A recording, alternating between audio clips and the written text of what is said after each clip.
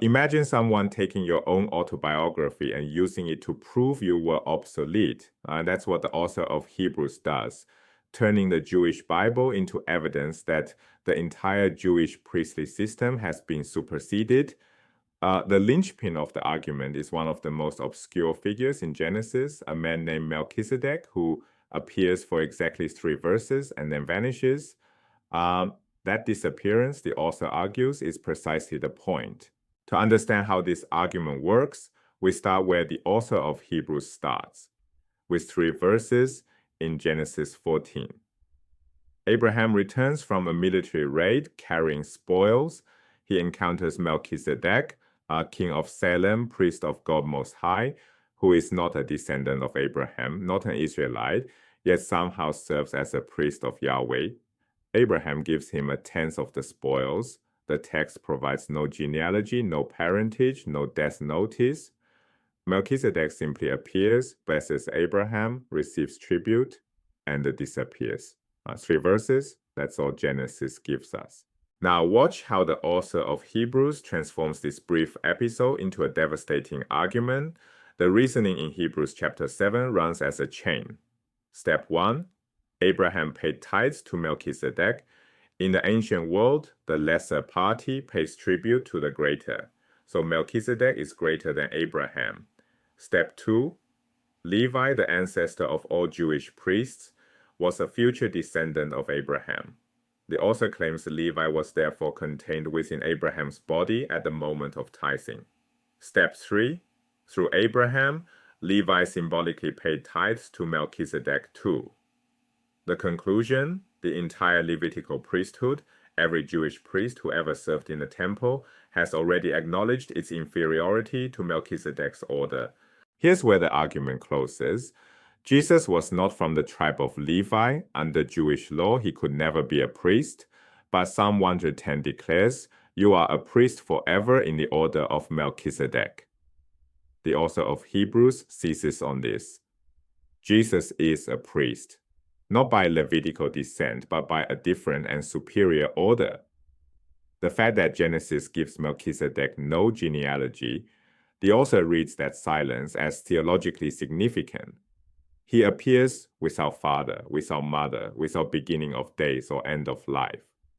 This is the interpretive method called typology, reading an earlier figure as a prefigurative shadow of a later, greater fulfillment. A type is a shadow cast backward in time by a future reality. Melchizedek is the type. Christ is the reality. The Melchizedek argument isn't a standalone proof text. It's the centerpiece of a much larger rhetorical structure. The entire letter is built as a synkrisis, pronounced synkrisis, a formal Greco-Roman point-by-point comparison.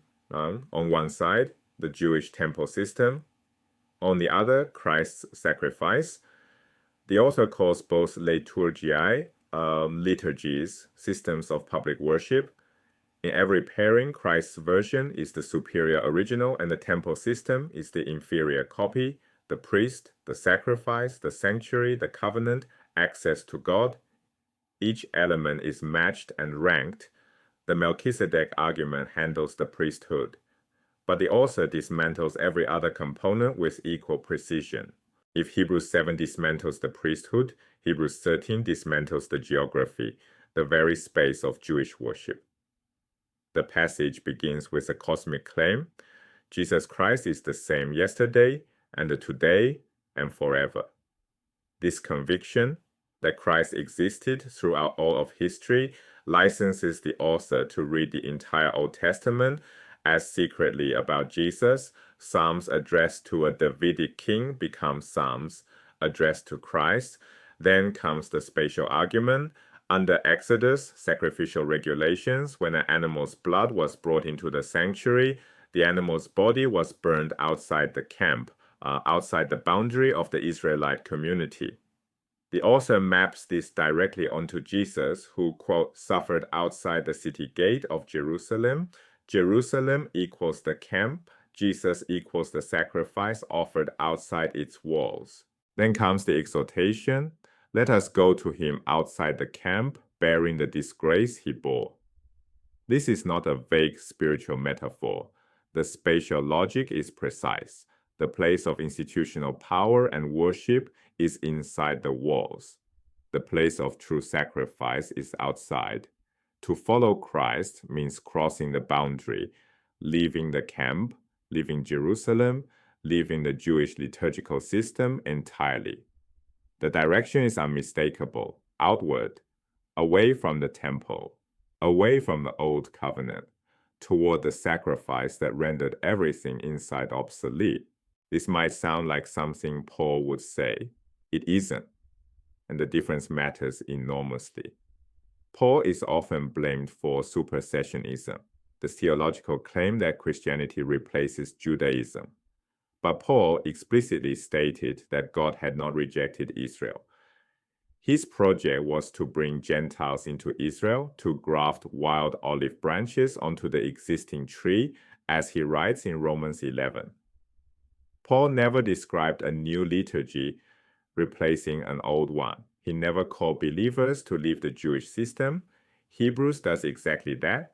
It constructs a formal point-by-point argument that one liturgical system has replaced another, that the old covenant is obsolete and will soon disappear.